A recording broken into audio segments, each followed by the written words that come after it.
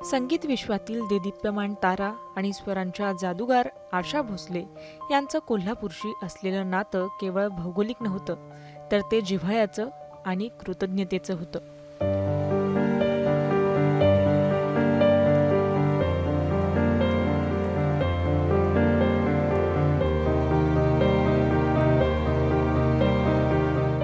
जागतिक कीर्ती मिळवल्यानंतरही आशाताईंनी आपल्या आठवणींच्या कप्प्यात कोल्हापूरला नेहमीच विशेष स्थान दिलं. आज जरी त्या आपल्यात नसल्या तरी कोल्हापूरच्या गल्लीबोळात आणि परिसरात त्यांच्या संघर्षाच्या आणि बालपणाच्या पाऊलखुणा उमटलेल्या आहेत. मंगेशकर कुटुंबाचा कोल्हापुरातला प्रवास सुरू झाला तो 1940च्या दशकात. वडील दीनानाथ मंगेशकर आणि आई माई यांच्यासह 5 भावंडांचा मोठा परिवार कोल्हापूरच्या मंगळवार पेठेत वास्तव्यास आला. सुरुवातीला हे कुटुंब खरी कॉर्नर जवळच्या कला महर्षी बाबूराव पेंटर यांच्या घरात राहायला आलं. त्या काळी बाबूराव पेंटर यांच्या घरात राहण्यासाठी ते कुटुंब महिन्याला 16 रुपये भाडं द्यायचं. या घरात घालवलेले क्षण आणि पेंटर यांच्या मुली विजयमाला आणि आशालता यांच्याशी असलेलं स्नेहबंध आशाताईंनी आयुष्यभर जपलं.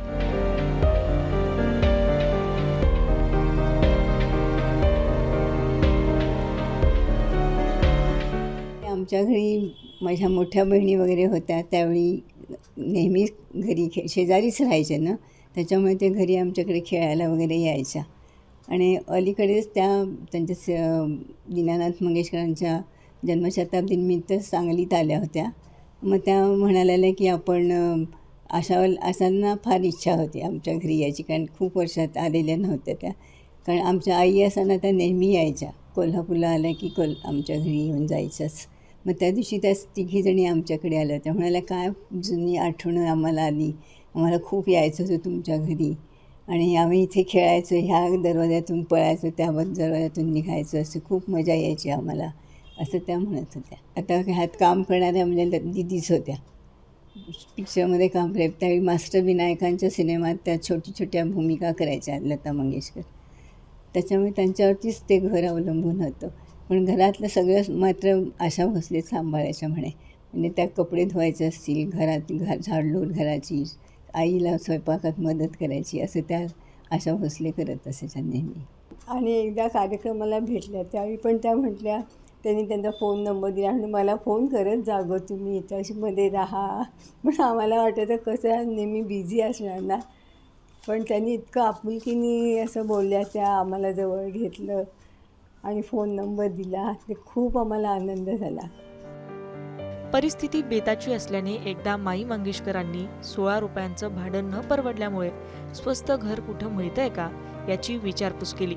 हिराबाई कारेकर यांच्या माध्यमातून हे कुटुंब सूर्यकांत कारेकर यांच्या घरी राहायला आलं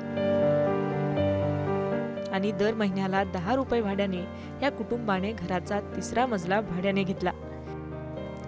10 बाय 10च्या त्या छोट्याशा खोलीत 8 वर्ष आशाताईंचं बालपण गेलं.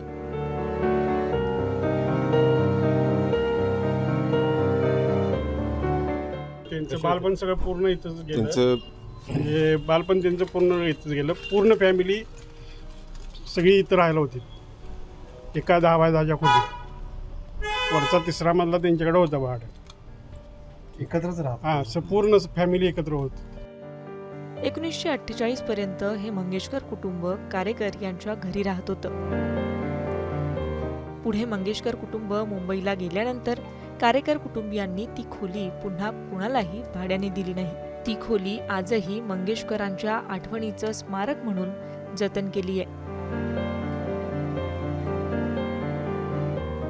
आशा भोसले यांचं शालेय शिक्षण कोल्हापुरातल्या अंबाबाई मंदिराजवळ असलेल्या भक्ती सेवा विद्यापीठ हायस्कूलमध्ये झालंय. कोल्हापूरच्या मातीतच त्यांच्या स्वरांवर संस्कार झाले. In my class, when I was very, very young, I learned here so many good things. आशाताईंना आपल्या कोल्हापूरबद्दल प्रचंड अभिमान होता. त्यांनी अनेकदा जाहीरपणे कोल्हापूर हे माझं आवडतं गाव आहे अशी कबुलीही दिली होती. एका साध्या 10 रुपयांच्या खोलीतून सुरू झालेला आशा भोसलेंचा प्रवास जागतिक कीर्तीच्या शिखरापर्यंत पोहोचला. तरीही त्या कोल्हापूर आणि तिथली माणसं कधीही विसरल्या नाहीत. कोल्हापूरच्या सांस्कृतिक इतिहासात आशा भोसले हे नाव नेहमीच सुवर्ण अक्षरांनी कोरलेलं राहील. कोल्हापुरातून दीपक सूर्यवंशी सोबत मुंबई तक ब्युरो रिपोर्ट.